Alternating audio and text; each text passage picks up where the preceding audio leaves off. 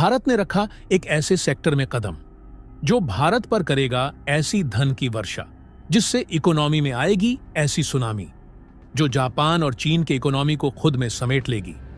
जिस bond investor company के बलबूते चीन और जापान सुपर पावर बने बैठे हैं, वह कंपनी चीन और जापान को छोड़कर भारत को सुपर पावर बनाने के लिए मैदान में कूद पड़ी।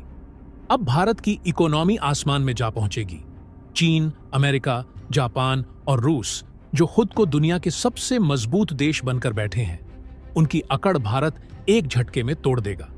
इन देशों की इकोनॉमी पर भारत ने मारी ऐसी चोट जो आसमान से जमीन पर आ गिरी।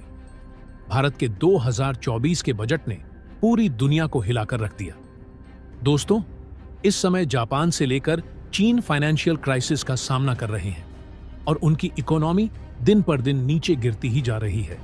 लेकिन इसी बीच भारत के इकोनॉमिक डेवलपमेंट को लेकर कुछ ऐसे खुलासे हो रहे हैं जिससे भारत की इकोनॉमी आसमान में पहुंचने जा रही है। दरअसल हाल ही में भारत की फाइनेंस मिनिस्टर निर्मला सीतारमण द्वारा साल 2024-25 का यूनियन बजट पेश किया गया और कुछ ऐसी जानकारियां निकलकर आ रही हैं जिसने उन देशों के होश उड़ाकर रख दिए हैं जो कि दुनिया के सबसे मजबूत देश बनकर ऊंचाइयों पर बैठे हुए हैं। दरअसल भारत एक ऐसे सेक्टर में कदम रख चुका है जो कि भारत को आने वाले समय में सुपर पावर बना सकती है। जी हां दोस्तों, आज हम बात कर रहे हैं कुछ ऐसे सेक्टर की जिसको लेकर हाल ही में बजट अनाउंसमेंट के समय खुलासे किए गए हैं, लेकिन उन पर बहुत कम लोगों की ही नजरें जा रही है। और हाल ही में खबर निकलकर आ रही है कि डोमेस्टिक प्रोडक्शन को बढ़ाने के लिए भारत क्रिटिकल मिनरल की माइनिंग और उसके प्रोसेसिंग पर काम करने जा रहा है। क्योंकि देखा जाए तो अभी तक इस तरीके के मिनरल को हम चीन और कजाकिस्तान जैसे अन्य देशों से खरीदते थे और इसके न जाने कितने उपयोग हैं कि इससे भारत का इतना ज्यादा फायदा होने जा रहा है, आप इसके बारे में सोच भी नहीं सकते। इसके अलावा भारत के डोमेस्टिक इंडस्ट्रीज को बढ़ावा देने के लिए कई प्रोडक्ट पर इंपोर्ट ड्यूटी को बढ़ा दिया गया है, जिससे चीन और अमेरिका को भारत की तरफ से बहुत बड़ा झटका लगा है। आखिर भारत के बजट अनाउंसमेंट के बाद चीन जैसे देशों की खटिया क्यों खड़ी हो रही है? तो दोस्तों, पूरी खबर क्या है जानेंगे इस वीडियो में। लेकिन उससे पहले भारत के इस कामयाबी के लिए इस वीडियो पर एक लाइक तो बनता है। फटाफट वीडियो को लाइक कर दीजिए। दरअसल दोस्तों, भारत की इकोनॉमी दिन पर दिन रिकॉर्ड तोड़ रही है और वह भी ऐसे समय पर जब दुनिया के सुपर पावर देश कहे जाने वाले जापान और चीन फाइनेंशियल क्राइसिस का सामना कर रहे हैं और उनकी इकोनॉमी पूरी तरह से चरमरा रही है। और हाल ही में भारत के फाइनेंस मिनिस्टर निर्मला सीतारमण द्वारा जो बजट पेश किया गया है और उसके बाद जो खुलासे किए गए हैं, उसने सुपर पावर देशों की नींद उड़ाकर रख दिया है। फिलहाल सबसे पहले आप इस रिपोर्ट को देखिए जिसमें आप साफ साफ देख पाएंगे कि JP Morgan ignites $40 billion in Indian bonds. मतलब साफ है कि जेपी मॉर्गन, जो दुनिया की सबसे बड़ी बॉन्ड इन्वेस्टर कंपनी है, उसकी तरफ से भारत पर $40 बिलियन का इन्वेस्टमेंट हो चुका है। यानी कि इस बॉन्ड इन्वेस्टर की तरफ से भारत को $40 बिलियन मिल रहे हैं, जिससे भारत अपने देश के इंफ्रास्ट्रक्चर डेवलपमेंट के जो बुलेट ट्रेन जैसे रेलवे प्रोजेक्ट है, उसको चीन और जापान से भी ज्यादा एडवांस बना सकता है।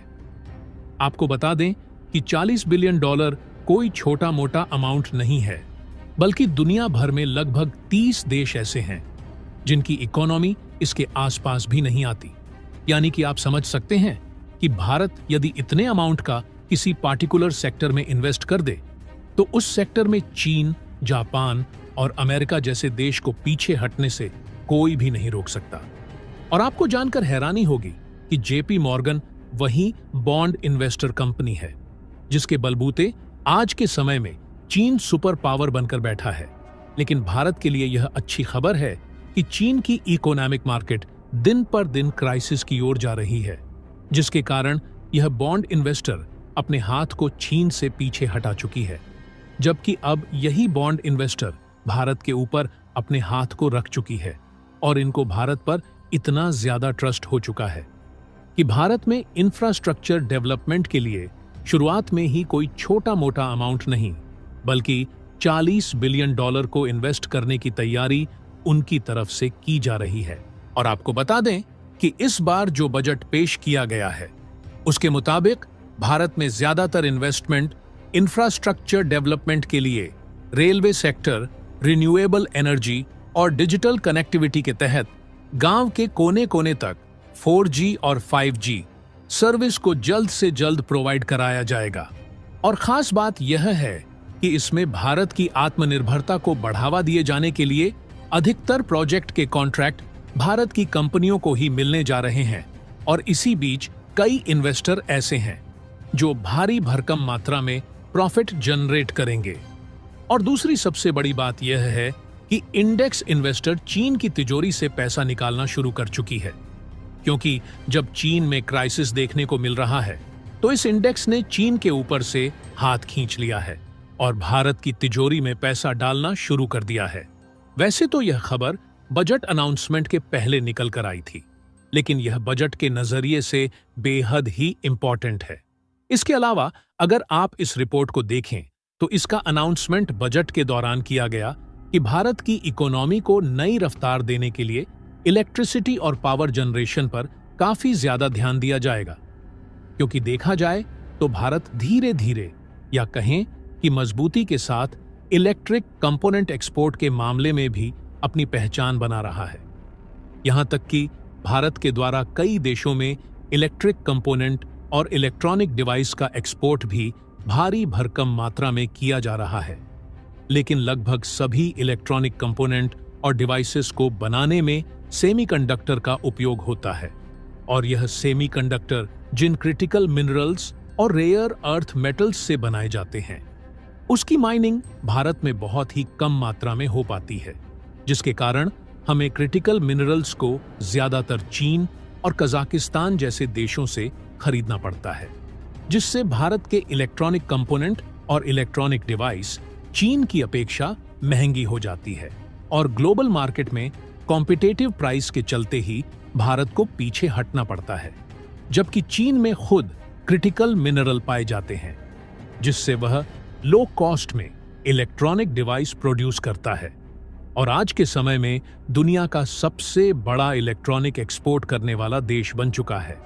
फिलहाल भारत ने चीन को इस सेक्टर में पीछे करने के लिए इस बार के बजट में क्रिटिकल मिनरल्स को लेकर बहुत बड़ा अनाउंसमेंट किया है और कहा गया है कि जो क्रिटिकल मिनरल्स के भंडार भारत में मिले हैं उसकी माइनिंग के लिए सरकार खुद मैदान में उतरने जा रही है, जिससे अब चीन को इलेक्ट्रॉनिक सेक्टर में कड़ी टक्कर मिलने वाली है।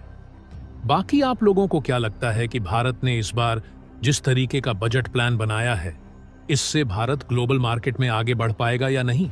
अपनी राय कमेंट बॉक्स में जरूर बताइएगा। तो दोस्तों, जय हिंद।